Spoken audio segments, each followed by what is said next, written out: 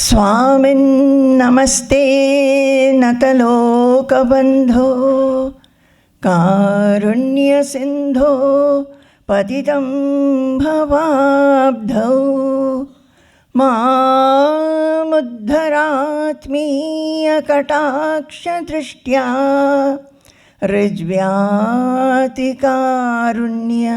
सुधाभिवृष्ट्या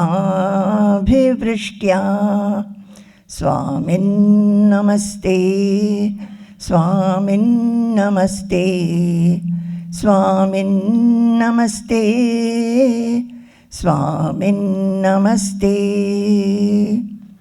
यत्कीर्तनं यत्स्मरणं यदीक्षणं यद्वन्दनं यत्श्रवणं यदर्हणं लोकस्य सद्यो विधुनोति कल्मषं तस्मै सुभद्रश्रवसे नमो नमः।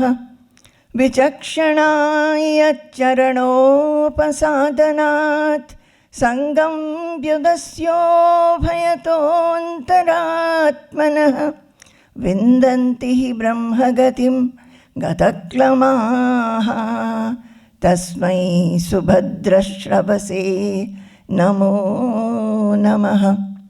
तस्मै सुभद्रश्रवसे नमो नमः। तस्मै सुभद्रश्रवसे नमो नमः। जय गुरु जय गुरु जय गुरु। दुश्चिंता और भय से कैसे मुक्त हो, इसके लिए हम कुछ दिनों से बातें कर रहे हैं, चर्चा कर रहे हैं। और इसमें हमने यही देखा कि भगवद गीता में श्री कृष्ण ने बताया है कि अगर हम अपने स्वरूप में स्थित हो, स्वरूप हमारा क्या है, हम शाश्वत अपरिवर्तनशील हैं और हम नित्य हैं। हमारे में ना तो कोई भय है, ना हमारे में कोई शोक है, दुख है, कुछ नहीं है। ये अगर हम अच्छी तरह समझ ले और इस तत्व में हम प्रतिष्ठित हो जाएं, इस तत्व को बार बार दिन में याद करें और जो कुछ भी हम करते हैं, कर्म करते हैं, इस तत्व को ना भूल के इसको बार बार याद करके हम रहें, तो कृष्ण ने कहा स्वल्पम अप्यस्य धर्मस्य त्रायते महतो भयात्। महत भय होने से भी उसमें से मुक्ति मिल जाएगी। और ये कहा कि इस स्थिति में अगर कोई भी रह सकता है तो उसको लगेगा कि और जीवन में चाहने का कुछ है ही नहीं। और इस स्थिति में रहते हुए अगर भारी दुख भी आ जाए तो भी कोई भी विकार नहीं होगा, अविचल रहेंगे, अटल रहेंगे हम। तो ये जानते हुए हम सभी को इसको अनुशीलन करना चाहिए, क्योंकि हम सभी भय से और दुश्चिंता से मुक्त होना चाहते हैं। हम शांति चाहते हैं। मन अस्थिर रहता है, मन में हर तरह की हर्ष, शोक, फिर संदेह, कभी कभी घृणा, ईर्ष्या, क्या क्या होते रहता है। भय तो छोड़ ही देना, सब कुछ। तो उसमें हमारा मन हमेशा चिंतित रहता है और हमारा मन चिंताओं के जालों से हमेशा भरे रहते हैं। हम चाहते हैं कि कभी कभी हम चाहते हैं कि मन स्थिर हो जाए, शांत हो जाए, पर होता नहीं। तो उसके बारे में हमने चर्चा किया था और इतने 3 दिनों में हमने यही बोला कि हमको भगवान से ही हम सृष्ट हुए हैं। हमारा उद्भव सिर्फ हमारा शरीर नहीं, ये पूरा जगत, पूरी जगत भगवान की सृष्टि है। इसमें जो कुछ भी है सभी भगवान के हैं। हम अपना परिचय देते हैं अपने नाम से, अपने धाम से, अपना हमने कितना पढ़ाई किया, हमारे परिवार क्या है, इस सब से हम सीमित एक परिचय हमारा सबका अलग अलग है। और हम सोचते हैं हम ये हैं, ये शरीर मैं हूँ, और जो कुछ भी मेरा है उसको हम सोचते हैं ये मेरा है, मेरा है, मेरा है। तो भगवान सर्वव्यापी हैं, ये समझ के वही भगवान आत्मा के रूप में हमारे अंदर हैं। हमें कुछ भी भय नहीं है, वो हमको गोद में लिए रखे हैं, हमेशा चारों तरफ से हमको घेरे हुए हैं, गोविंद परिरंभितः, हमेशा ये एक भावना कि हम घिरे हुए हैं भगवान से, जो सबसे ज़्यादा सुरक्षित स्थल है वहीं पे हम हैं। इस भावना को अगर हम दिन में जिस समय हमें याद हो, हम तो काम करते रहते हैं ना, भूल जाते हैं। किसी ने हमको सिखाया नहीं बचपन से कि ऐसा सोचना चाहिए, उसीलिए हम भूल जाते हैं। और अब हम सीख रहे हैं, उसके लिए प्रैक्टिस करके हमको जब भी कभी हमको याद होगा, इस तत्व में हमको डूबना चाहिए। और उससे क्या होगा, उससे हमें लगेगा कि भगवान हमारे अंदर ही हैं, निकट हैं, चारों तरफ हैं। और हमने ये भी कहा था कि ऐसा करके सोचना चाहिए। अगर हम पूजा भी करते हैं, ज़्यादातर हम लोग पूजा करते हैं थोड़ी देर के लिए, तो उसके बाद हम संसार में मग्न हो जाते हैं, भगवान का याद भी नहीं रहता। कल हम कह रहे थे कि सुबह उठ के भगवान को याद करना कि ये भगवान तुमने एक दिन और मुझे दिया है, ये भी नहीं करते हैं। रात को सोते हुए भी नहीं करते हैं, सारा दिन का तो छोड़ ही दीजिए। तो ये जो याद करना कि भगवान हमें सृष्टि की है, हमारी शरीर में जो कुछ भी है, हाथ है, पैर है, इंद्रियां हैं, मन है, बुद्धि है, अहंकार है, जो कुछ भी है वो सब भगवान का दिया हुआ है और वही उनके नियंता भी हैं, वही चलाते हैं। हमने कुछ भी सृष्टि नहीं किया।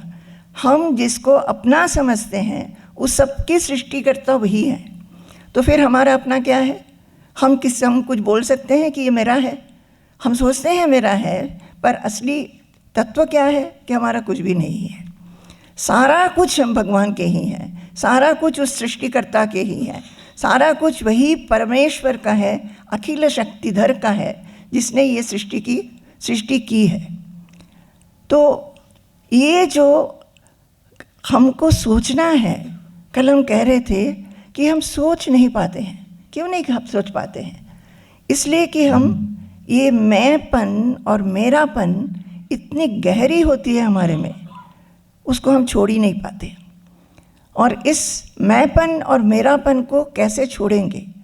उसके पहले तो देखें कि हमारा जीवन कैसा है। जीवन में भय ही भय है, दुश्चिंता ही दुश्चिंता है।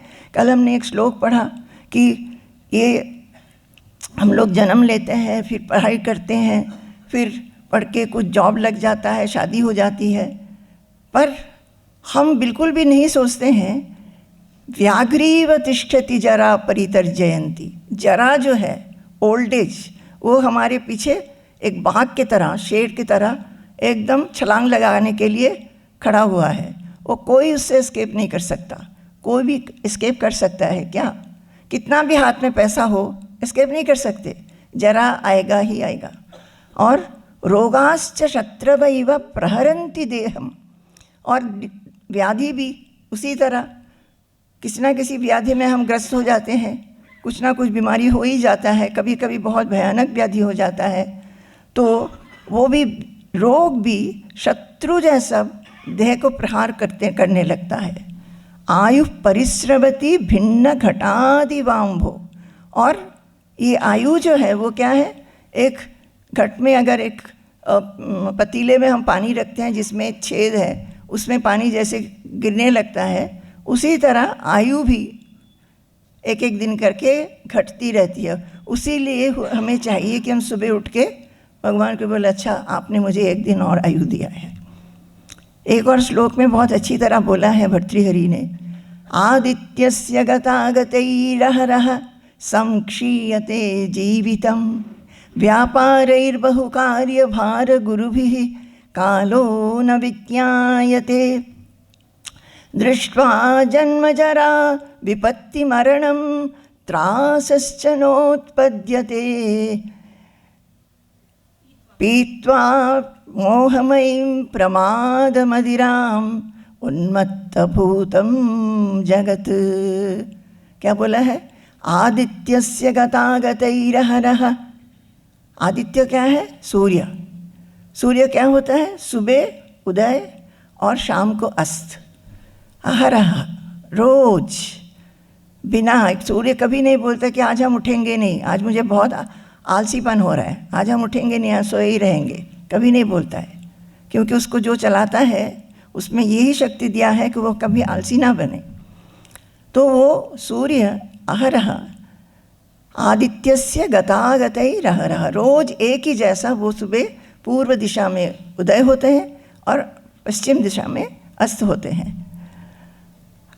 संक्षीयते जीवितम, हम लोग क्या सोचते हैं, एक दिन खत्म हो गया। जैसे आज मंगलवार है, आज रात बीत जाएगी और सुबह हम लोग सोचेंगे कि मंगलवार खत्म हो गया, बुधवार। यही ना हम सोचते हैं कि एक दिन चला गया, ये डेट, आज का डेट ये है। हम लोग कभी भी नहीं सोचते हैं संक्षीयते जीवितम, जीवन का एक दिन खत्म हो गया। सोचता है कोई? कोई नहीं सोचते।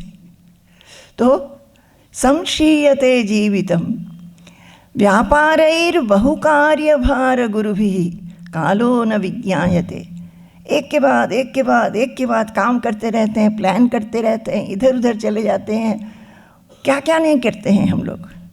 कालो न विज्ञायते, हमको समझ में ही नहीं रहता है कि एक दिन करके हमारी आयु कम होती जा रही है।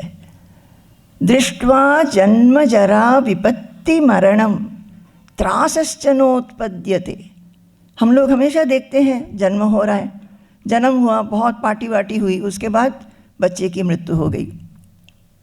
नहीं तो वही बच्चा कुछ दिन जब बड़ा होता है बात नहीं मानता है। मत मानिए कि वो बात भी मानने वाला है, पर जब शादी होती है अलग हो जाता है।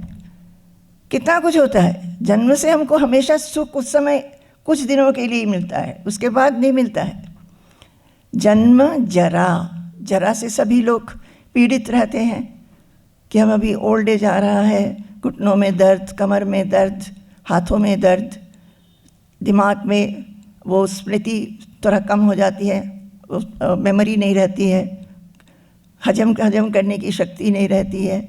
जरा जैसे जैसे आगे आगे बढ़ती है ये सब होने लगता है। जन्म जरा विपत्ति आपद, कितना कुछ आपद आते रहता है हमें। विपत्ति मरणम, और मृत्यु से तो डरते ही हैं हम लोग।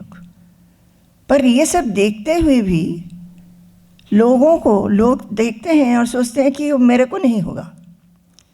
वो मुंह घुमा लेते हैं, सोचते हैं जैसे अभी का दिन है वैसे ही चलेगा। पीत्वा मोहमयीं प्रमाद मदिराम उन्मत्त भूतम जगत, तो ये कवि जो हैं वो कह रहे हैं कि जैसे कि लोगों ने प्रमाद मदिराम उन्मत्त मदिरा पान कर लिए हैं और जगत को लेके, जीवन को लेके, फैमिली को लेके, परिवार को लेके, बच्चों को लेके, अपना जो कुछ भी प्रोफेशन है उसको लेके उसी में इतना मत्त रहते हैं। सिर्फ मत्त नहीं, प्रमत्त रहते हैं। समझ में आ गया? प्रमत्त का मतलब क्या है? वो जैसे एकदम भ्रम से, मोह से मत्त हो जाते हैं, जो कि सच में घटेगा उसको याद ही नहीं रखते हैं। उन्मत्त भूतम जगत, ये जगत ऐसा ही है। युधिष्ठिर को दक्ष ने पूछा कि बताओ कि इस संसार में आश्चर्य क्या है?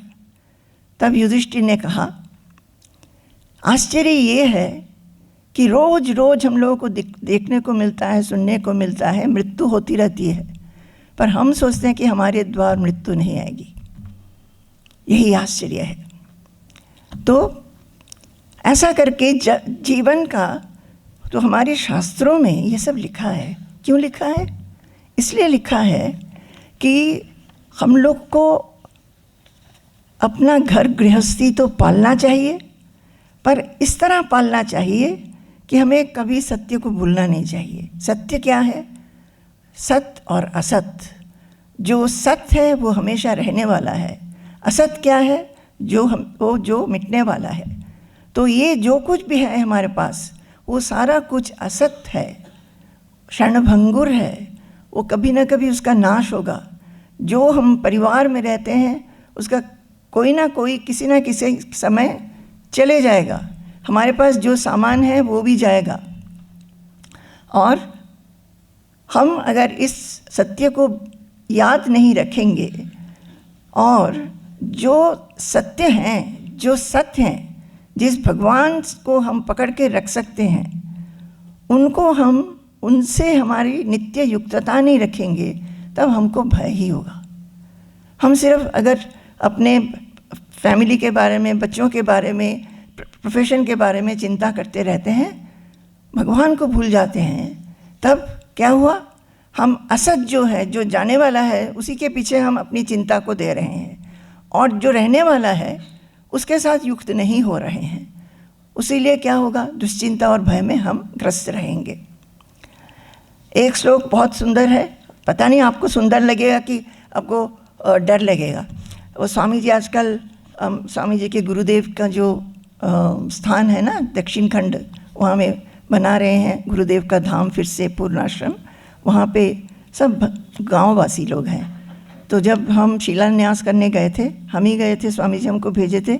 स्वामी जी बीमार थे, न तो स्वामी जी मलेशिया गए हुए थे। तो स्वामी जी ने हमसे कहा, क्योंकि अचानक डेट ठीक हो गया, स्वामी जी बोले तुम जाओ। तो हम गए थे, वहाँ पे सत्संग हुआ, हमने सत्संग किया बांग्ला में।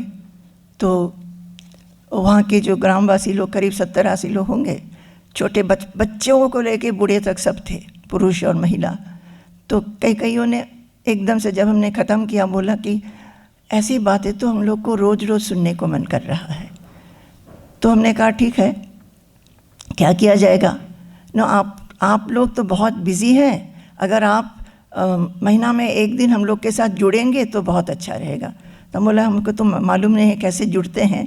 तो कई यंगस्टर्स खड़े हो गए, बोले हम लोग को पता है, सबके पास व्हाट्सएप है और हम लोग गूगल मीट करके जुड़ सकते हैं।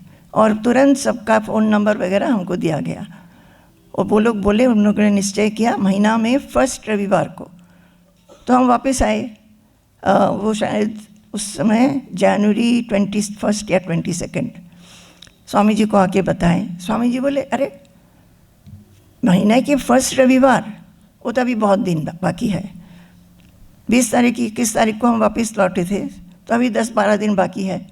तो हम तो चाहेंगे कि अभी से शुरू करें, तुम लोग अभी से ग्रुप खोलो, व्हाट्सएप ग्रुप खोलो, और हम लोग नेक्स्ट रविवार, वो अगला दिन ही रविवार था, ज्वाइन करेंगे। और वही हुआ, ग्रुप खोला गया, ज्वाइन किया गया, सब लोग इकट्ठे हुए और स्वामी जी लिए सत्संग किए और बोले अरे तुम लोग एक दिन महीना में एक दिन सत्संग करना चाहते हो, हम हर रविवार को सत्संग करेंगे। और तब से लेके अभी तक हर रविवार ये बंगला में सत्संग होता है। और स्वामी जी अपने आप बंगला तो बोलते हैं, पर उनको लग रहा था कि वो गीता पढ़ाएंगे।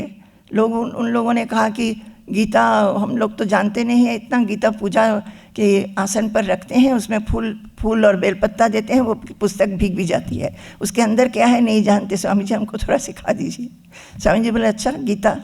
और स्वामी जी हमको बोलते थे कि तुम पढ़ाओ, और हम बोले नहीं, गीता अगर पढ़ाना है तो आपको पढ़ाना चाहिए। तो स्वामी जी उस समय इतना उत्साह लेके करीब 1-2 महीने में इतना अच्छा बंगाली बोलना भी शुरू किया, लिखना भी शुरू किया, पढ़ना भी शुरू किया। यानी कि स्वामी जी के जो हिंदी पुस्तकें हैं, इंग्लिश और हिंदी दोनों को बंगला में एक ही पुस्तक है, Vedantic way of living. Vedantic way of living का जो बंगाली है, वेदांतिक जीवनचर्या, उसको और इंग्लिश का वेदांतिक वे ऑफ लिविंग, दोनों को मिला के पढ़ने लगे और बोलने लगे कि यहाँ अच्छा ट्रांसलेशन नहीं है, और कि कहीं कहीं बहुत ही अच्छा ट्रांसलेशन है। ऐसा करके इतना सीख गए। तो इस एज में धैर्य, अध्यवसाय, उत्साह देखिए। तो स्वामी जी बोल रहे थे ऐसा करके कि आत्मा ही नित्य है, बाकी सब कुछ तो कुछ अपना है ही नहीं, कुछ भी अपना नहीं है, सब जाने वाला है, समझा रहे थे 2nd चैप्टर में। तो स्वामी जी हमेशा पूछते हैं तुम लोग को समझ में आ रहा है? तो वो लोग हाँ ना बोलते हैं। तो उस दिन किसी ने कहा स्वामी जी मन बहुत ख़राब हो गया। क्यों ख़राब हो गया? मन क्यों ख़राब हो गया? इतना अच्छा बात हम बोल रहे हैं, तुम्हारा मन क्यों ख़राब हो गया? बोले अब तक तो हम सोचते थे ये सब कुछ मेरा है, हमने घर में कितना कुछ इकट्ठा किया है, सोफ़ा लिया है, ये लिया है, टीवी लिया है, फ्रिज लिया है, और आप बोल रहे हैं कि कुछ भी नहीं है मेरा, तो मेरे को बहुत मन में दुख हो रहा है, ये मेरा अपना नहीं है, सोचने से मेरे को मन में दुख हो रहा है। तो स्वामी जी बोले हाँ, दुख नहीं होना चाहिए, यही चीज़ें तुम इकट्ठा करो, पर ये सोचो कि ये भगवान का दिया हुआ सामग्री, तुम इसको भगवान तुम्हें भोग करने के लिए दिया है, भगवान ने दिया है, ये सोच करके इस ज्ञान में रह करके अगर तुम इसको भोगोगे तब तुमको कोई दुख नहीं होगा, इसकी चोरी होने की भय नहीं होगी, खराब होने की भय नहीं होगी, कुछ नहीं होगा। भगवान का चीज़ भगवान ने दिया है, और भगवान जिस समय ले लेंगे तब ले लेंगे। समझ गए? तो हर एक व्यक्ति को चाहिए कि इस एक विश्वास से सिर्फ नहीं, बुद्धि का प्रयोग करके ये समझ लें कि जो कुछ भी हम कर रहे हैं वो भगवान ने सृष्टि किया है, उसी लिए हम कर पा रहे हैं। हम सोचते हैं कि हम कर रहे हैं, पर हमारी देह का क्या है? हम भगवान का दिया हुआ शरीर भगवान का दिया बनाया हुआ जगत में रहते हैं, और इस शरीर का जो कुछ भी है, हाथ है, पैर हैं, चक्षु है, कान है, जो कुछ भी है, मन है, बुद्धि है, ये सब कुछ हमारा किया बनाया हुआ नहीं है। हम इसको अपना कैसे कहेंगे? सब कुछ भगवान का है, मेरा अपना कुछ नहीं है। इस ज्ञान में रह करके, और सर्वव्यापी भगवान हर समय हर जगह है, इस ज्ञान में रह करके कुछ भी करो, अपना संसार चलाओ, और जो कुछ भी करने का है, ड्यूटी, रिस्पॉन्सिबिलिटी सब निभाओ। तो एक श्लोक ये है, तुंगम वेश्मसुता सताम अभिमता संख्यातिगा संपदः कल्याणी दयिता वयश्च नवमित्यज्ञानमूढो जनः मत्वा विश्वमनश्वरं निविशते संसारकारागृहे सन्दृश्य क्षणभङ्गुरं तदखिलं धन्यस्तु सन्न्यस्यति। तुंगं वेश्मसुताः सतामभिमताः संखातिगा संपदः कल्याणी दयिता वयश्च नवमित्यज्ञानमूढो जनः मत्वा विश्वमनश्वरं निविशते संसारकारागृहे सन्दृश्य क्षणभङ्गुरं तदखिलं धन्यस्तु सन्न्यस्यति।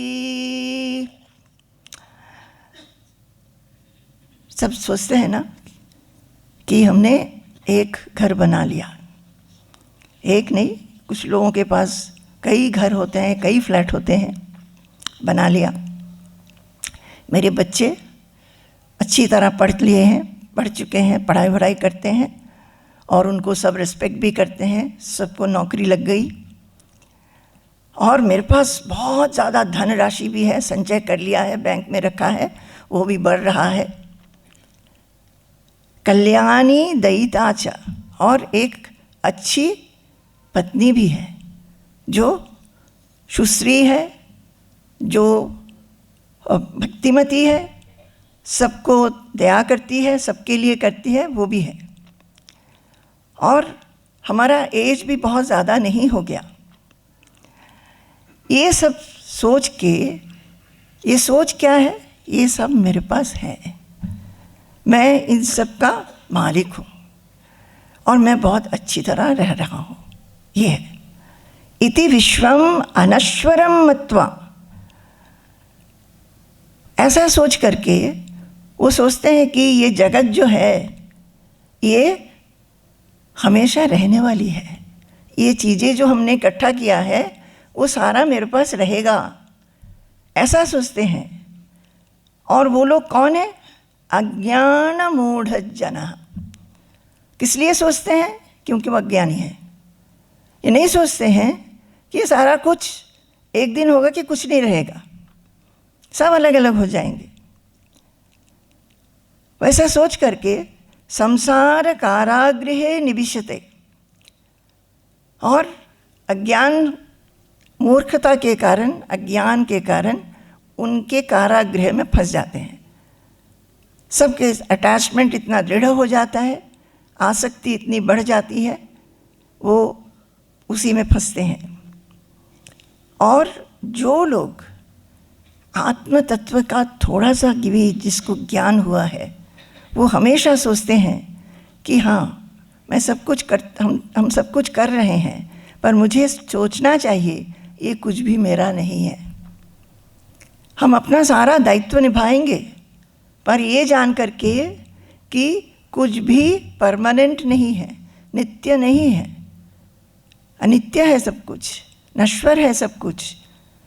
तो मन से वो भगवान के प्रति लग्न रहेंगे, ये याद कर करके कि भगवान ने मुझे दिया है तो हम इस संसार को पालन कर रहे हैं, मेरा जो परिवार है उसका पालन कर रहे हैं, अच्छी तरह पालन करेंगे।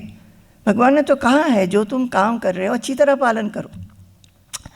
इधर उधर बहुत कुछ लिखा है कि जो गृहस्थ लोग हैं उनको हमेशा गृहस्थ धर्म पालन करना चाहिए, हमेशा याद रख के कि भगवान ने दिया है, भगवान का कर्म हम कर रहे हैं, याद करके।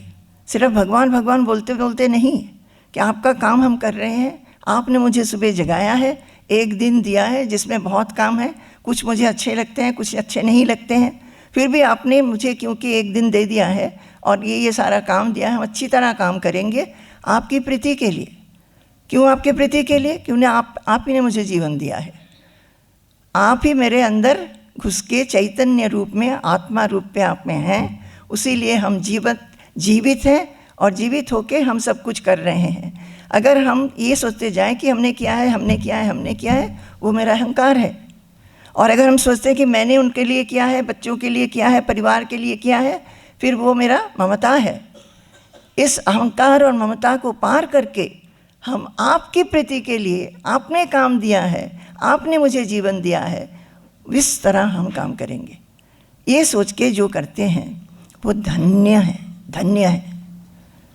और सिर्फ धन्य नहीं है, वो बुद्धिमान भी है। तो बोलते हैं ये सोचते हुए भी लोग नहीं करते हैं। गात्रं संकुचितं गतिर्विगलिता भ्रष्टा च दंताबलिः दृष्टिर्नश्यति वर्धते बधिरता वक्त्रं च लालायते वाक्यं नाद्रियते च बान्धवजनो भार्या न शुश्रूषते हा कष्टं पुरुषस्य जीर्णवयसः पुत्रोऽप्यमित्रायते। ये सुनने में अच्छा लग रहा है, समझ में तो कुछ नहीं आया, पर सुनने में ही अच्छा लगता है।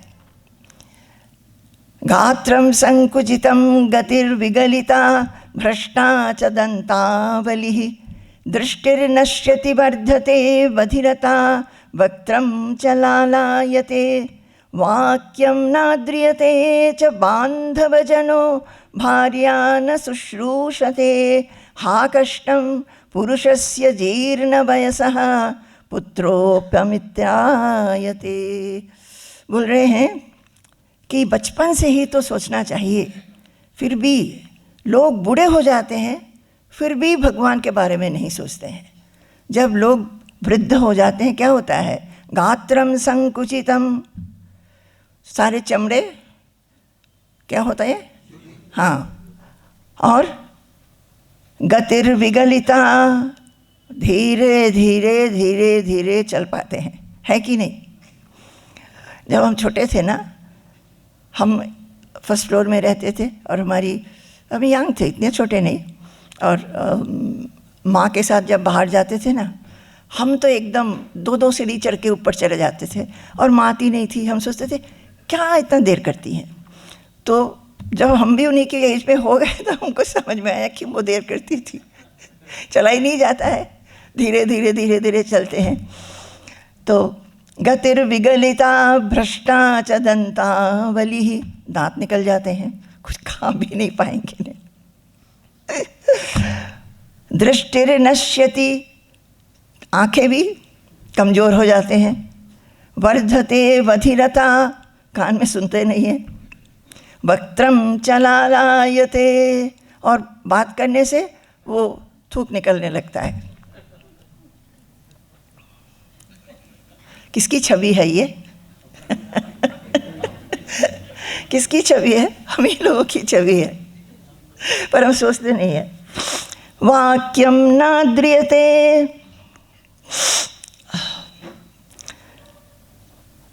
वाक्यम नाद्रियते च बांधवजनों। और जब हम बूढ़े हो जाते हैं ना, तब जो पहले बहुत सम्मान करते थे, घर में आते थे, बातचीत करते थे, वो लोग आने से भी इग्नोर कर देते हैं। घर में आते हैं, जो यंग हैं उनके पास बातचीत करके चले जाते हैं। वो बूढ़े आदमी को कौन देखेगा? और कभी कभी हो सकता है कि डोर के पास आके नमस्ते बोल के वापस जाते हैं। तो वाक्यम नाद्रियते च बांधवजनों भार्या न शुश्रूषते। और अगर बहुत दिन तक बीमार रहते हैं तो उनकी जो पत्नी है वो भी उनको भी लगता है कि बहुत हो गया, इतना हम कैसे सेवा करेंगे। हा कष्टम पुरुषस्य, देखो मानव जाति का कैसा दुख है। हा कष्टम पुरुषस्य जीर्ण वयसः, जो बुरा हो गया ना बूढ़ेपन में, कितनी दुख है। पुत्रः अपि अमित्रायते, जब बूढ़े हो जाते हैं तब बेटा भी इतना उसको देखता नहीं है। अमित्रायते, बेटे को भी लगता है क्या बात करना है, वो पापा के साथ क्या बात करेंगे, उनको तो कुछ सुनाई भी नहीं देगा। और कुछ एक कुछ बोलेंगे और कुछ उत्तर देंगे, नहीं तो एक ही बार बार बोलेंगे। पुत्रः अपि अमित्रायते, अमित्र समझ रहे हैं, मित्र कौन है? बंधु। अमित्र है शत्रु। तो शत्रु ना बने, फिर भी एटलीस्ट उनको इतना केयर नहीं करते हैं, जाके कोई बातचीत करके कोई फ़ायदा नहीं है। अब ये तो मनुष्य का जीवन है, फिर भी इसी में लगे रहते हैं, इसी में लगे रहते हैं। तो इसमें ना कृष्ण भगवान जब अवतार लिए थे, वो धर्म को स्थापित करने के लिए अवतार लिए थे। तो सारा कुछ हो गया, धर्म स्थापित हो गया, महाभारत की युद्ध हो चुका। वो उनको चाहिए था कि विष्णु भगवान कृष्ण भगवान के अवतार रूप में आए थे।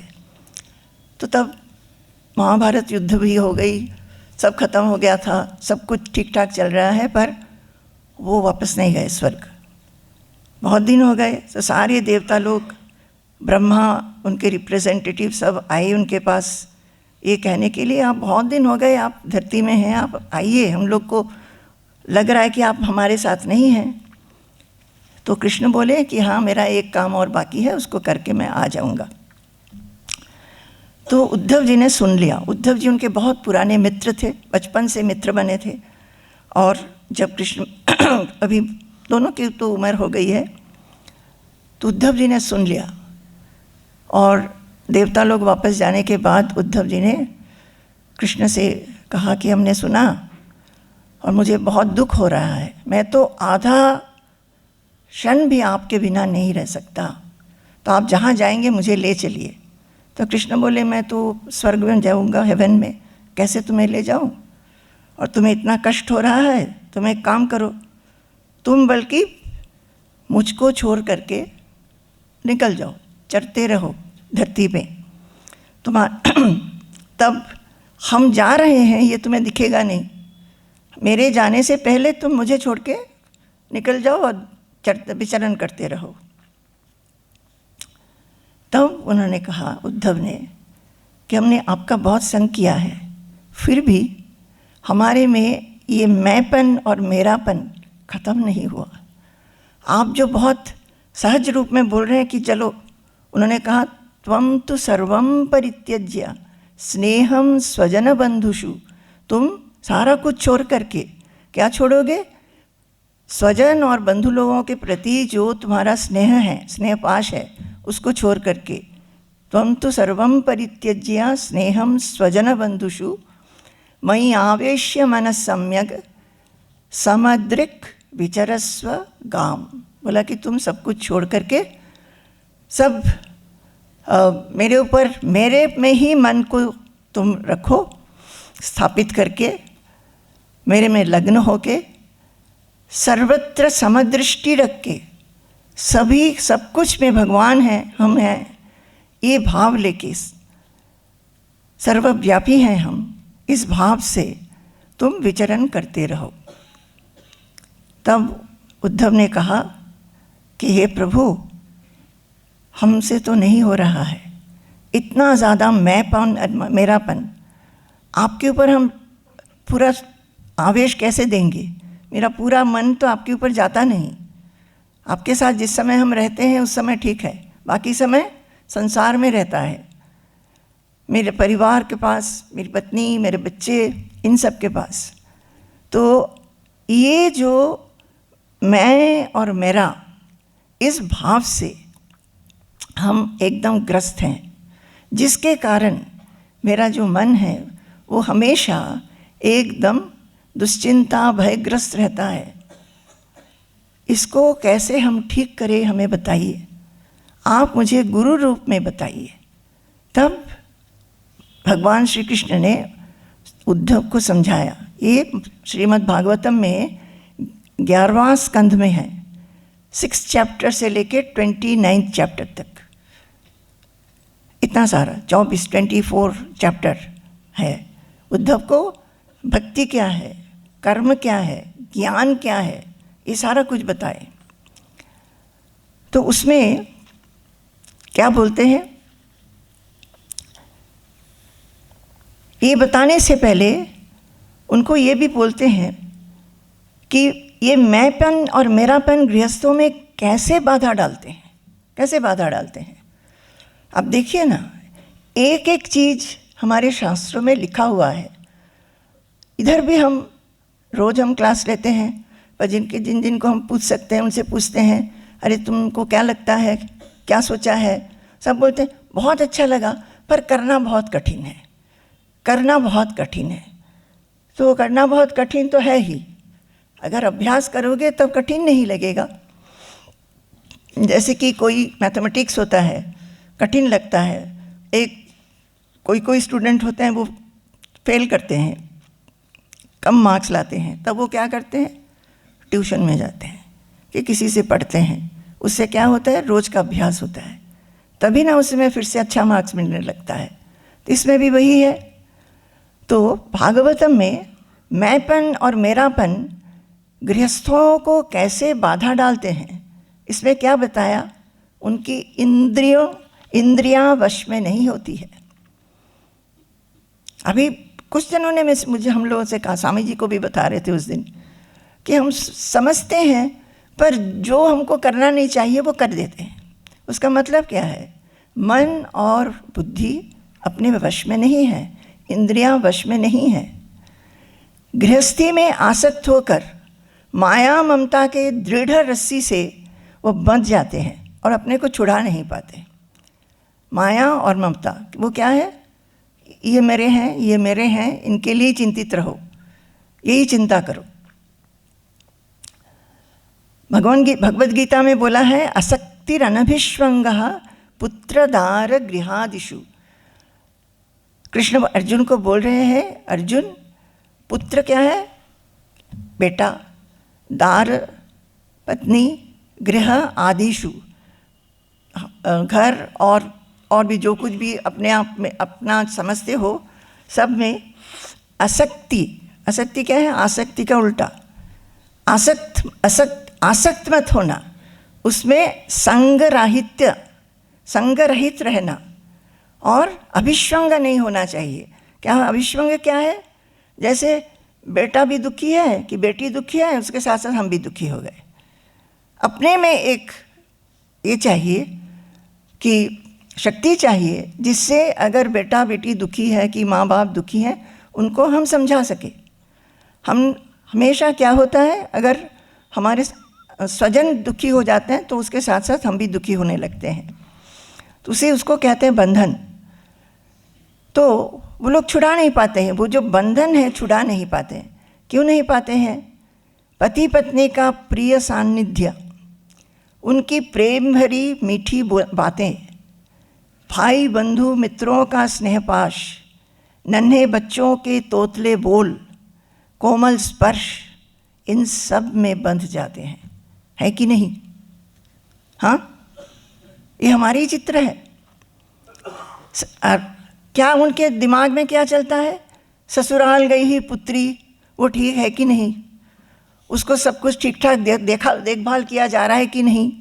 उसके बारे में, पुत्रों के बारे में, भाई बहनों के बारे में, वृद्ध माता पिता के बारे में, और सोचते हैं कि सुंदर बहुमूल्य सामग्रियों से मेरा घर सजा हुआ है, और क्या क्या चीज़ ला के मैं घर सजाऊं।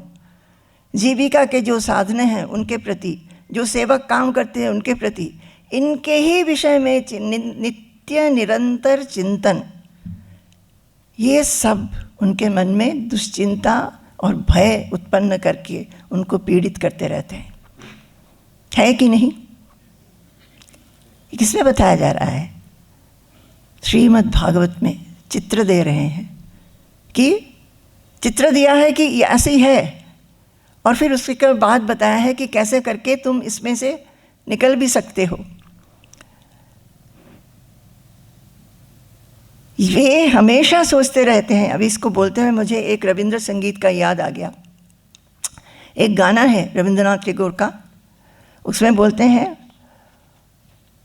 हे भगवान, अगर इस जीवन में आपका दर्शन ना मिला, फिर मुझे आप उस दर्शन ना मिलने का वेदना देना। ऐसा वेदना मुझे जागृत अवस्था में स्वप्न में मिलते रहे। फिर बोले कि इस संसार के जो बाजार है उसमें हमने बहुत कुछ खरीदा हुआ है, सब कुछ लेके घर में आए हैं, सिर्फ आपको ही हम नहीं लाए हैं। ये जो वेदना है हम समझें, उसको याद रखें, और इस वेदना से हमें हर वक्त सताते रहे, हमारी नींद में, स्वप्न में, जागते हुए।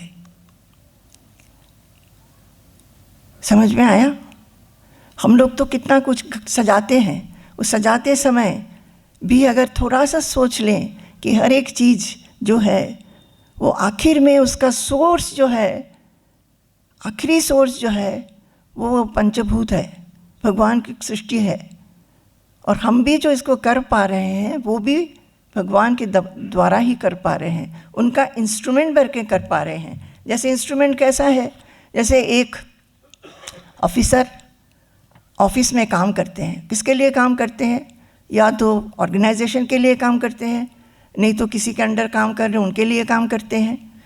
जो घर में काम करते हैं वो अपने प्रभु के लिए काम करते हैं।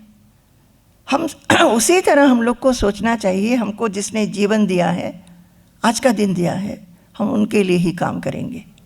तो हर काम करते हुए, वो चाहे छोटा मोटा कुछ भी हो और बड़ा काम क्यों ना हो, वो सभी कुछ एक बार तो हम थोड़ा याद करें कि भगवान, मैं आपका हूँ, आप मेरे हैं, कुछ भी मेरा अपना नहीं है, सब कुछ आप ही का है।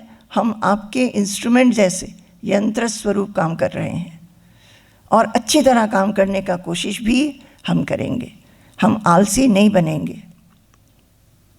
तुम आलसी बनोगी पढ़ाई में? नहीं। तो वो हमेशा सोचते रहते हैं कि मेरे बिना मेरे वृद्ध पिता माता क्या करेंगे, मैं अगर मर जाऊं तो मेरी पत्नी छोटे छोटे बच्चों को कैसे पालेगी। परिवार के पालन पोषण में आसक्त रहते हुए अपना पूरा जीवन को भ्रांति से व्यतीत कर देते हैं। और जीवन का जो मुख्य उद्देश्य है क्या है? नित्य युक्तता। ये न सोचना, नित्य युक्तता, इसी को, इस शब्द को लेके घर जाइए। नित्य युक्त रहना है, और जीवन का मुख्य उद्देश्य ही है। भगवान ने मन और बुद्धि दिया है। हम लोग, भगवान ने बहुत प्राणी की सृष्टि करी है, और सबसे ज़्यादा उनको अच्छा लगा मनुष्यों को सृष्टि करके। क्यों?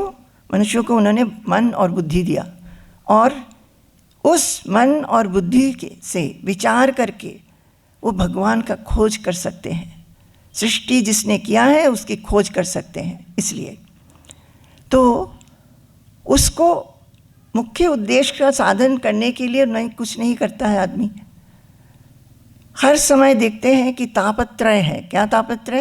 तापत्रय यही है, आदि भौतिक, आदि दैविक और आध्यात्मिक। आदि दैविक क्या है? जैसे भूचाल हो गया, साइक्लोन हो गया, और नहीं तो बहुत ये क्या बोलते हैं, फ्लड हो गया, ये सब हो गया जो दैव के कारण होता है। उसमें हमारा हाथ कुछ नहीं है, हम कुछ नहीं कर सकते। आदि भौतिक क्या है? जब दूसरे प्राणियों से होता है, सांप ने काट दिया, कुत्ते ने काट दिया, और नहीं किसी जानवर ने काट दिया, एक्सीडेंट हो गया, किसी ने किसी का मर्डर कर दिया, ये सारा दूसरे प्राणी से, एक प्राणी से दूसरे प्राणी का होता है। तो अपने जीवन में सभी लोग आधि दैविक और आधि भौतिक हो सकता है बच जाते हैं। आध्यात्मिक दुख जो है वो कोई नहीं बचता। वो क्या है? अपने मन का दुख। मन में जो दुख होता रहता है वो छोटे छोटे कारणों में, हम बता रहे थे ना, छोटे कारण कि मेरे को किसी ने इतना अच्छा काम किया, किसी ने प्रेज़ नहीं किया, दूसरे को प्रेज़ कर दिया, कि मेरे साथ कोई अच्छा व्यवहार नहीं किया, किसी ने मेरे को कड़ी कड़ी बातें बोली गई, कमेंट कर दिया मेरे ऊपर। ये जो छोटे छोटे हमारी आकांक्षाएं होती है ना, इसके लिए हम दुखित रहते हैं। हम चाहते हैं कि हमारे पति इस तरह बातें करें, पति हम जब वो ऑफिस से आएंगे मेरे साथ बातें करें, वो नहीं करते हैं, वो अपने मोबाइल में रहते हैं, कि वो टीवी देखते रहते हैं, तो दुख होता है। बच्चा सोचती है कि माँ बाप इतने व्यस्त हैं, मेरे साथ कोई समय ही नहीं देते हैं। हम लोग अभी वहाँ गए थे ना, जून में अमेरिका गए थे स्वामी जी के साथ, तो वहाँ पे एक छोटी सी बच्ची 4 साल की है, उसके ग्रैंड पेरेंट्स आए हुए थे, दादा दादी। तो दादा दादी का जाने का समय हो गया था।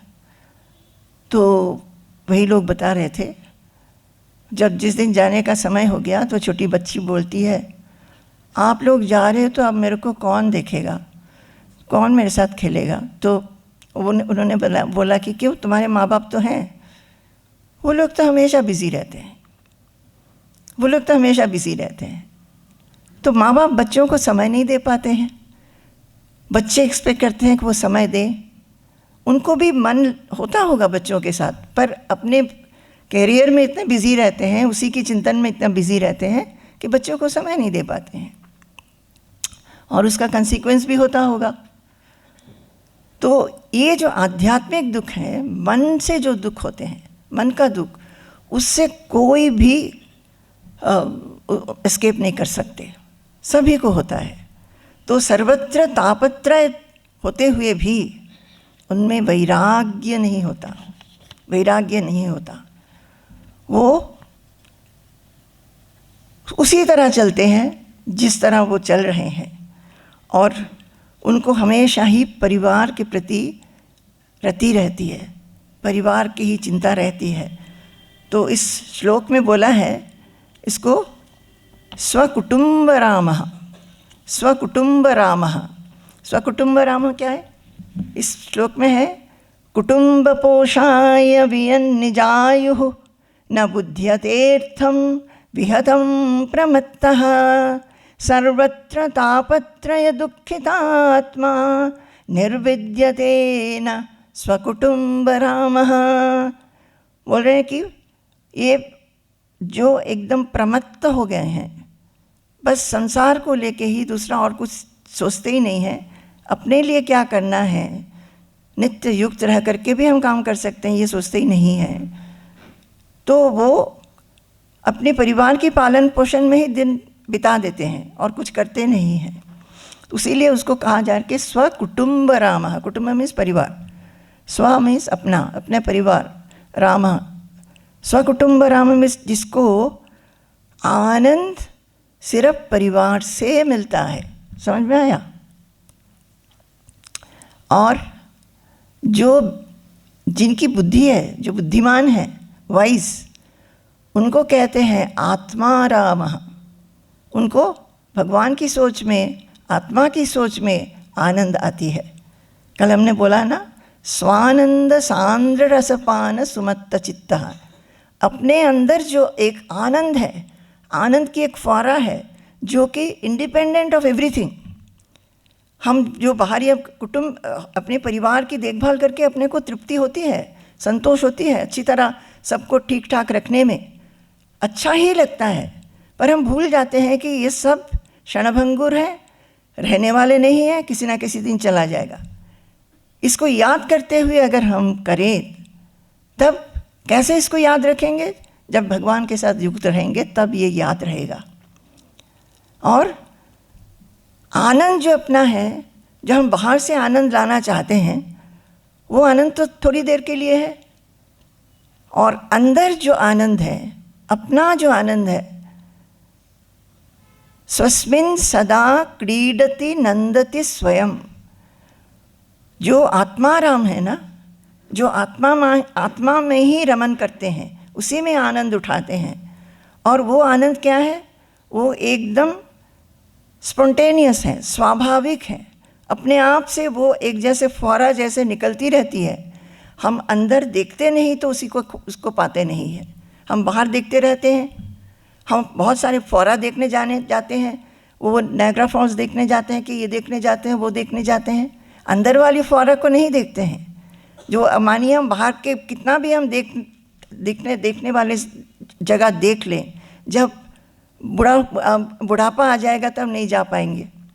और ये वाला जो फौरा है, जो अपना है, अपने से हमेशा ही इसका प्रस्रवण है, उसको अगर हम अंदर देखें तो क्या दिखेगा?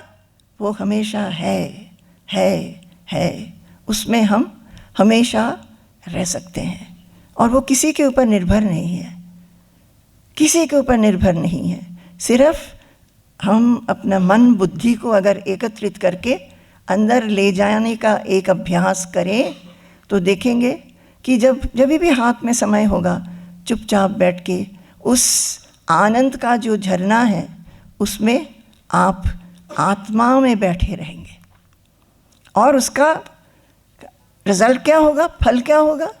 जब भी कोई ऐसी स्थिति, जब भी आपको काम काज में ऐसी स्थिति होगी जिसमें हलचल मचा हुआ है, उस आनंद को आपने स्पर्श किया है, उसका फल आपको उस समय मिलेगा। आप शांत रहेंगे। समझ में आया? ये हम बोल रहे हैं, ये हमारे शास्त्रों में लिखा है, ये बहुतों ने सिद्ध किया है, जानते हैं।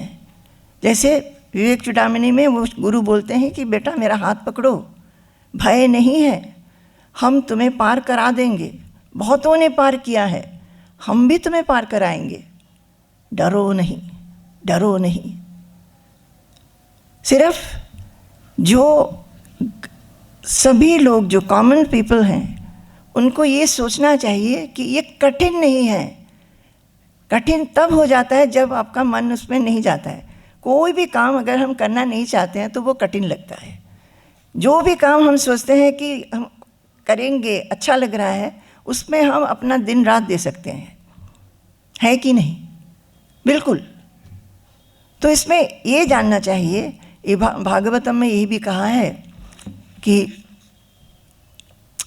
लब्ध्वा सुदुर्लभम बहु संभवान्ते मानुष्यम अर्थदम अनित्यम अपीह धीरः तूर्णम यतेत न पतेत अनुमृत्यु यावत् निश्रेयसाय विषय खलु सर्वतस्यात्। क्या बोल रहे हैं? लब्ध्वा सुदुर्लभमिदं बहु संभवान्ते। सुदुर्लभ क्या है? दुर्लभ जानते हैं ना, जो आसानी से नहीं मिलता है। सुदुर्लभ मतलब एकदम ही बहुत ही कठिन है मिलना। लब्ध्वा, जब वो मिल गया है, सुदुर्लभम इदम, इदम का मतलब है ये सुदुर्लभ चीज़ जब मिल जाता है, वो सुदुर्लभ चीज़ क्या है? मानुष्यम, मनुष्य देह। ये मनुष्य देह जो बहुत सुदुर्लभ है। क्यों सुदुर्लभ है? हम लोग कुछ भी हो सकते थे, कुछ भी प्राणी हो सकते थे, कीड़ा मकड़ा पतंग पक्षी सांप, कुछ भी हो सकते थे, पर हमने बहुत अच्छा कर्म किया होगा, हमको भगवान ने मनुष्य बना दिया। तो ये सुदुर्लभ है। लब्ध्वा सुदुर्लभमिदं बहु संभवान्ते, बहुत जन्मों के बाद जब हमको मनुष्य देह मिल जाती है, मानुष्यम मिल गया, अर्थदम, और इस देह से ही हम लोग को क्या करना होगा? जीवन का जो मुख्य उद्देश्य है नित्य युक्तता, भगवान की खोज में, भगवान में युक्त रहना है। अनित्यम, ये मनुष्य शरीर अनित्य है, रहेगा नहीं। फिर भी उसी समय शरीर में रहते हुए ये शरीर गिरेगा। जब तक नहीं गिरता है तब तक क्या करना है? भगवान के साथ नित्य युक्तता करना है। समझ में आया? अनित्यम अपीह धीरः तूर्णम यतेत। जो धीर कौन है?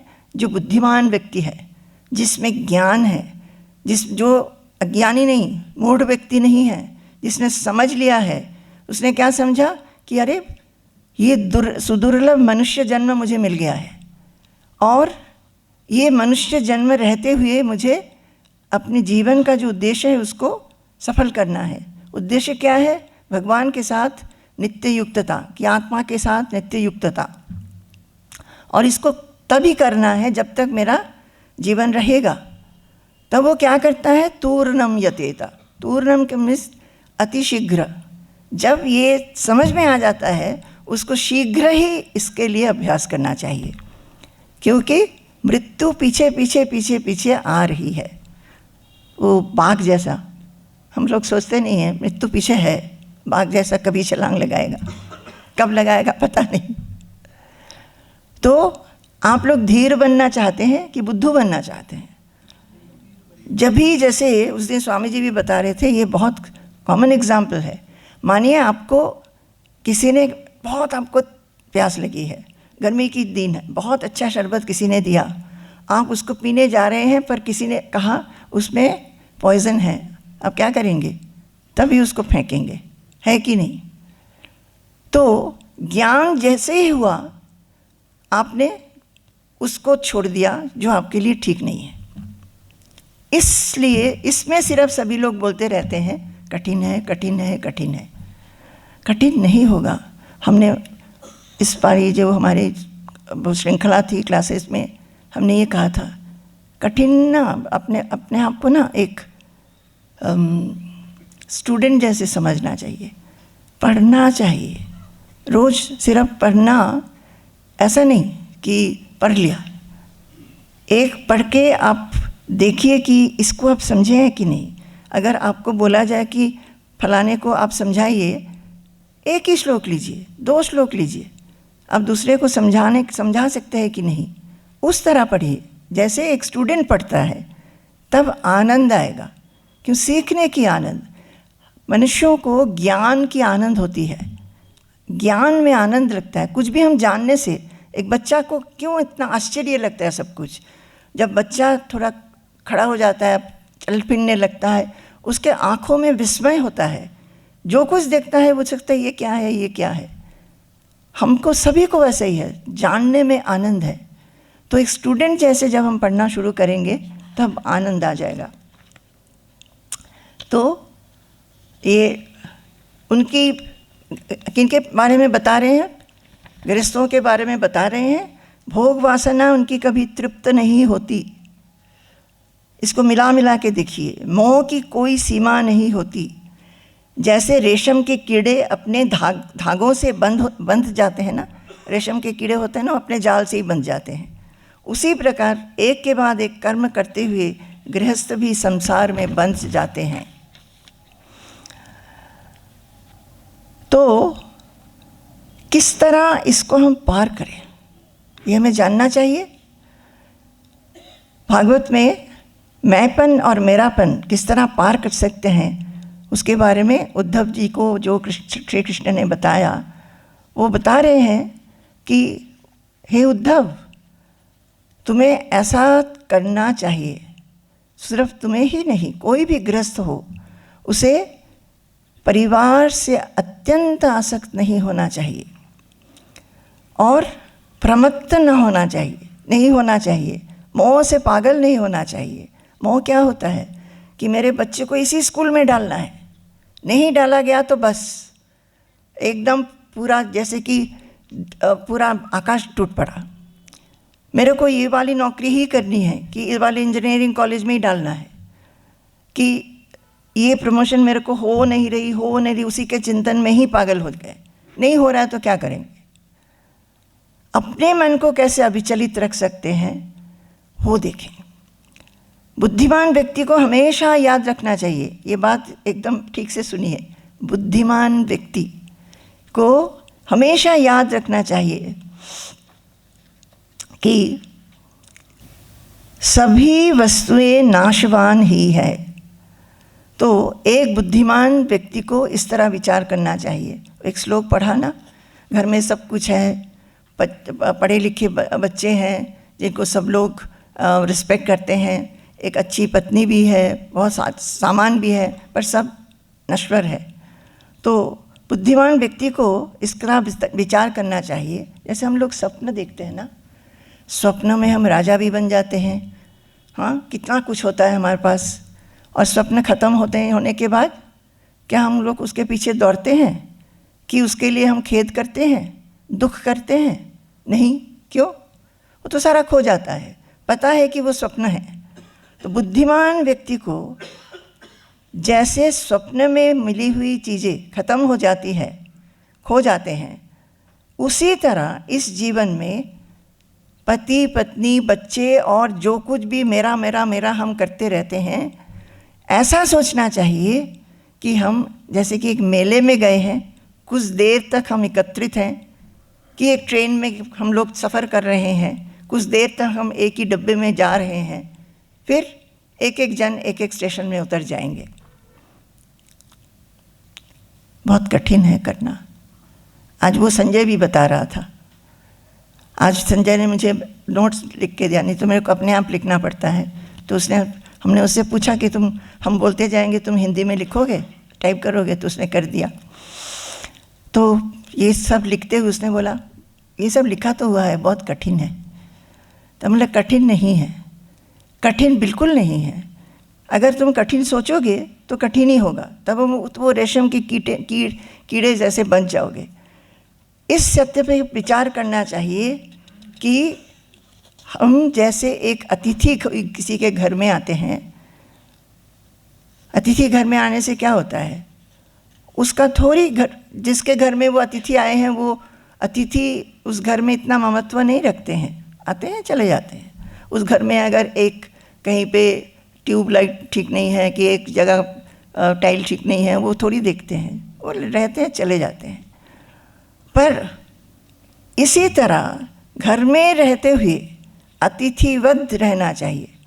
ये नहीं कि अपना घर ठीक ठाक ना करें, पर मन में वो भाव, मन में वो ममत्व और मेरा मेरा मेरा मेरा मेरा भाव को जितना ख़त्म कर सकते हैं उतना ही ठीक रहेगा।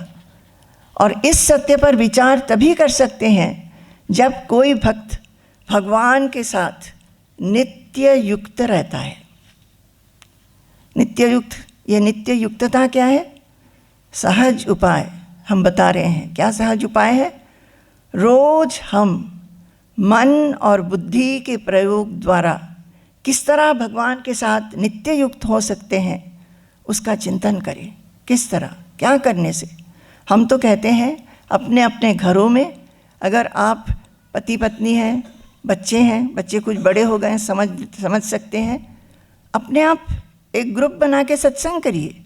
हम ऐसे परिवारों को भी जानते हैं जो बहुत ऊंचे पोस्ट में हैं, पर सुबह पति पत्नी और उनकी एक बेटी है, तीनों स्वामी जी का एक किताब 1 घंटा पढ़ते हैं, डिस्कस करते हैं, और रात को 7 बजे से लेके 8:30 बजे तक 1.5 घंटा ऑनलाइन में रोज एक सत्संग करते हैं कुछ लोगों के साथ।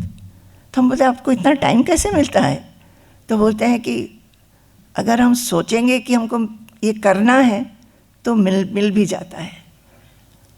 तो अंततः आप तो अपने घरों में एक कोई किताब लेके पति पत्नी ही बैठे कि हम आधा घंटा पढ़ेंगे, डिस्कस करेंगे, तो भी क्या हुआ? आप किसी एक समय सिर्फ पूजा पाठ और आरती दिखाना, इसको भी आप करिए, करने की इच्छा है तो करिए, इसके आगे तो बढ़ना है ना, इसके आगे अगर बढ़ना है तो ये पढ़ना, शास्त्र अध्ययन करना, और किस तरह हम भगवान को हर एक कर्म में, हर एक सोच में, हर एक व्यवहार में, हर एक इंटरेक्शन में हम भगवान के साथ जुड़े रहेंगे, जुड़ने का कोशिश हम करेंगे। सभी कहते हैं कि हम चाहते हुए भी भगवान के चिंतन में नहीं रह पाते।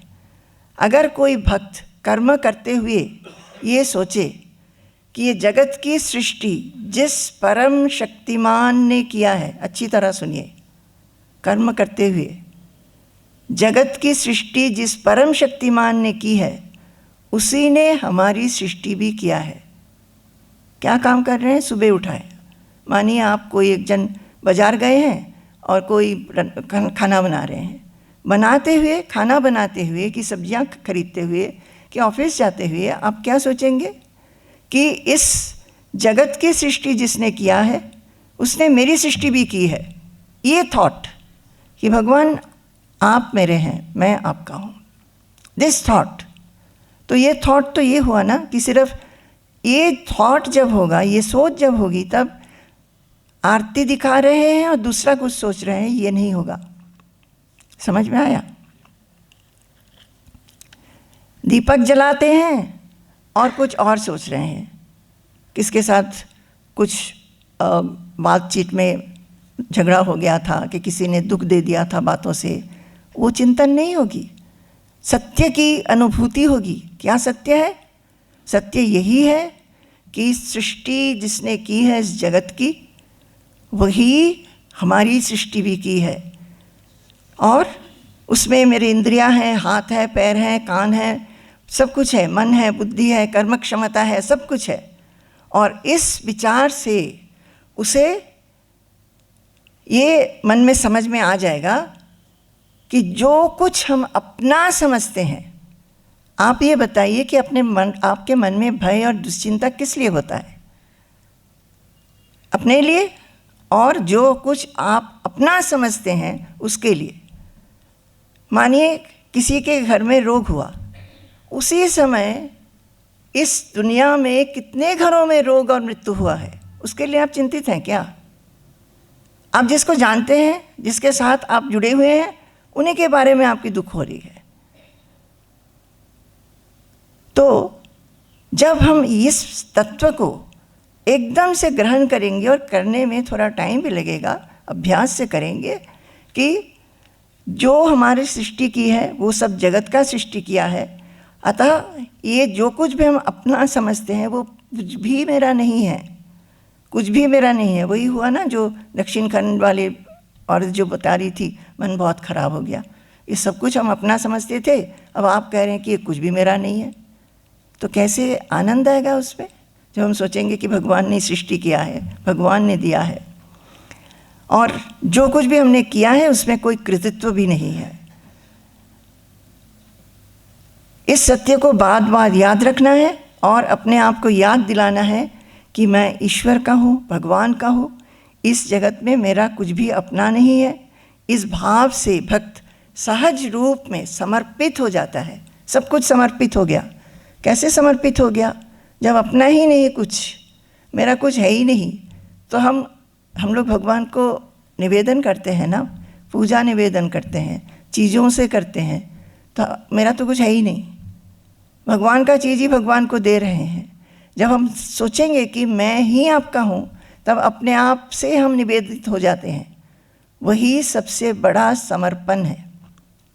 क्या कुछ समझे? हाँ, बहुत कठिन लग रहा है आपको? हाँ, कठिन तो लग रहा है देख के आप लोग का चेहरा कि माँ ये बहुत। अब हम कभी कभी सोचते हैं, हम बोलते हैं कि हम इतना ज़्यादा ज़ोर से बोलते हैं कि इसको करना पड़ेगा, करना पड़ेगा, तो लोग भीत हो जाते हैं, अरे बाबा कैसे करेंगे।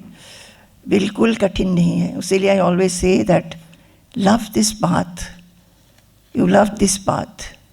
जैसे हम रोज़ का खाना बनाते हैं, हम सिर्फ छोटा सा एग्जाम्पल देंगे। अब खाना बनाते समय अगर हम सोचते हैं कि हमारे फैमिली के लिए हम बना रहे हैं, मेरी लड़की ये पसंद करती है, लड़का ये पसंद करते हैं, उसके जगह जैसे जिस दिन पूजा होती है कुछ लोग भोग चढ़ाते हैं ना, भोग की जो भोग बनती है वो बनाते हैं, उस दिन वो लोग क्या सोचते हैं कि भगवान के लिए बना रहे हैं। उसकी एक दूसरी तृप्ति है।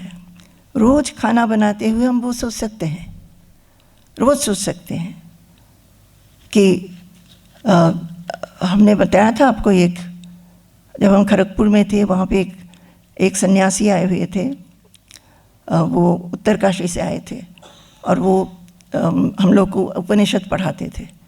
तो उन्होंने कई बार बोला कि सन्यासियों को एक वो रहते थे उस समय, जो head of the department of computer science थे उनके घर में, वो उनके शिष्य थे, उनके घर में ही वो अपनी भिक्षा उनकी होती थी।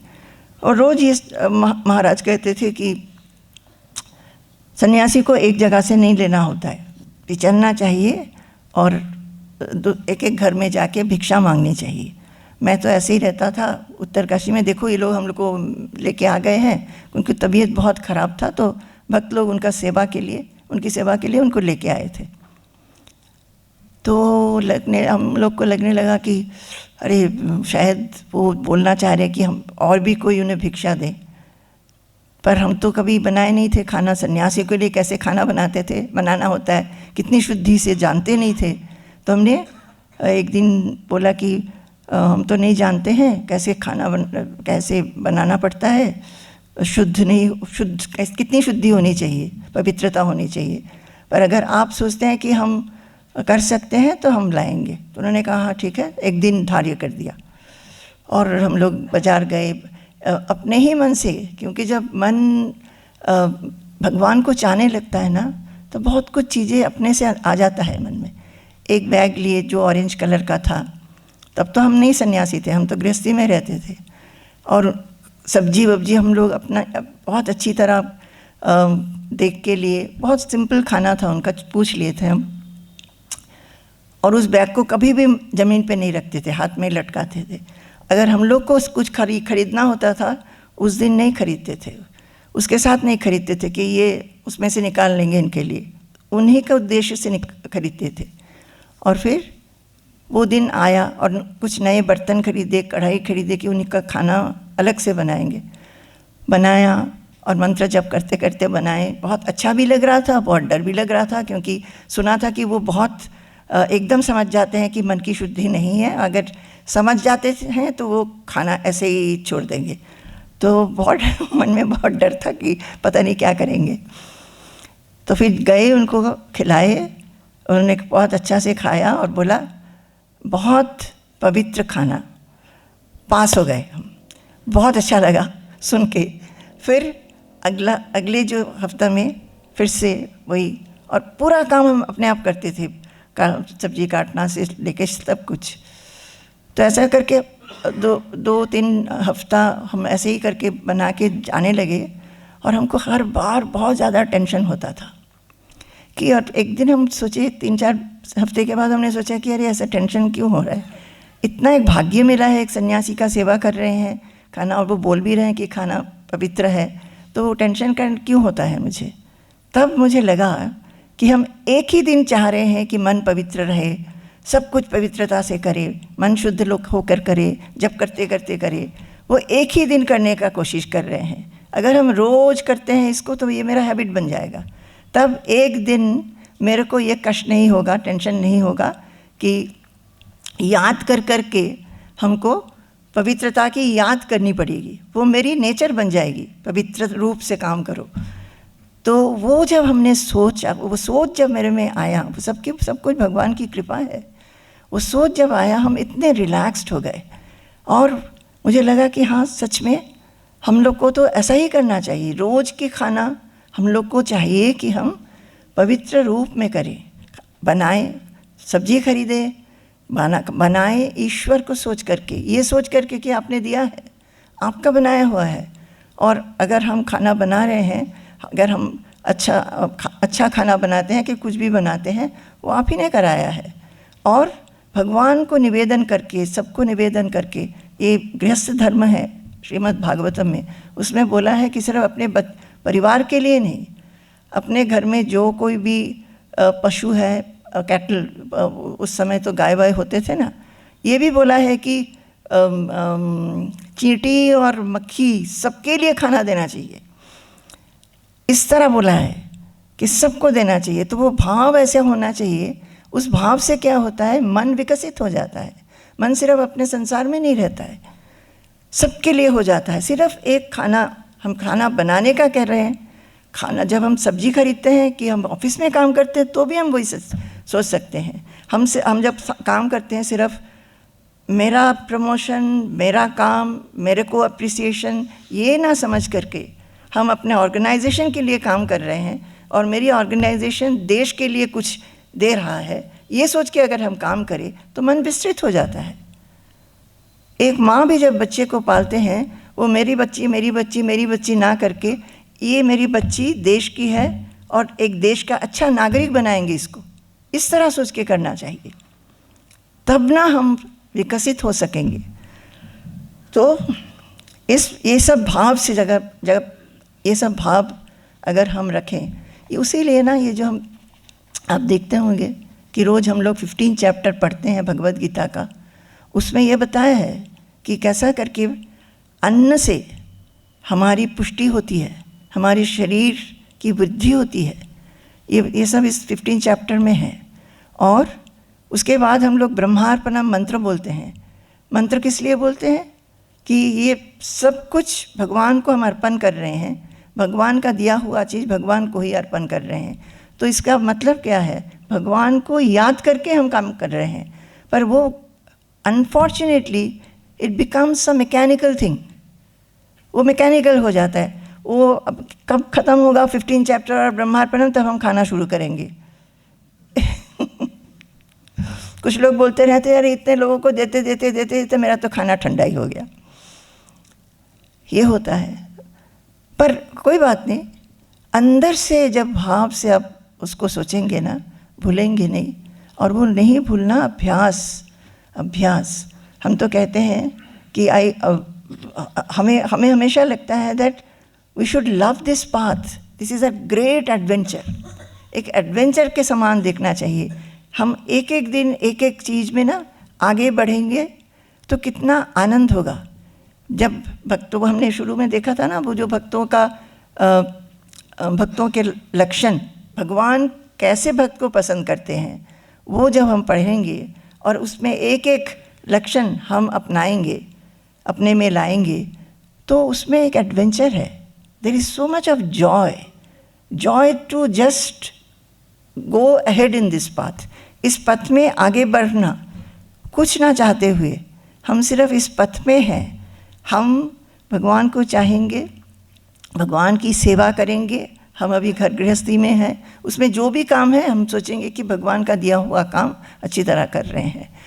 कोई भी लेमेंटेशन नहीं होना चाहिए, मन में कोई कंप्लेन नहीं होना चाहिए, मेरी परिस्थिति ठीक नहीं है ये बोलना नहीं चाहिए।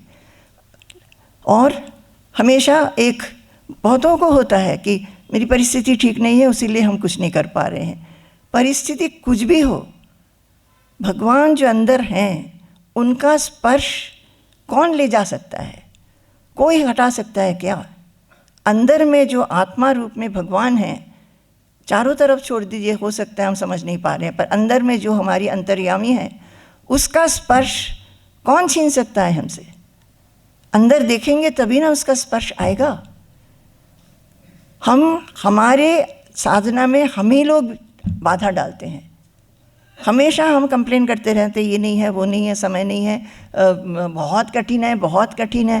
बच्चों को आप चाहते हैं कि वो अच्छी तरह पढ़ें, सारा दिन रात पढ़ें, और आप 1 मिनट के लिए भी पढ़ना के लिए तैयार नहीं है। ये कैसी हुई?